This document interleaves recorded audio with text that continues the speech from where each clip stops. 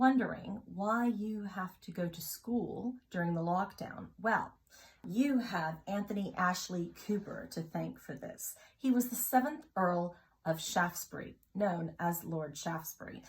He was the one behind the 10-Hour Act. Now, this was an act that helped to stop children from working and put them into school. Because before children had to go to school, they had to go to work. I don't know about you. Would you rather be going to school and learning, or would you rather be working in a factory somewhere with really bad conditions?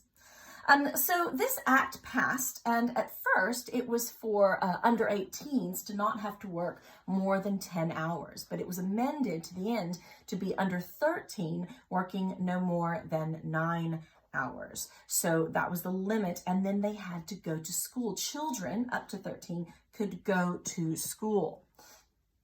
What types of work did these children do? Well, one of the jobs that was popular for children in the 1800s was chimney sweeps. And so after this act was passed, he focused on the chimney sweeps. And there were 2 acts that were passed to stop children becoming chimney sweeps. Why were children used? Well, just take a look. You see, they were small and they could fit into the chimneys of the day. And the chimneys often had bends to them, and they would come up there and they would brush them out and whatnot. But these children, they didn't live very long because they suffered from lung problems with inhaling all of the soot and even cancers as well.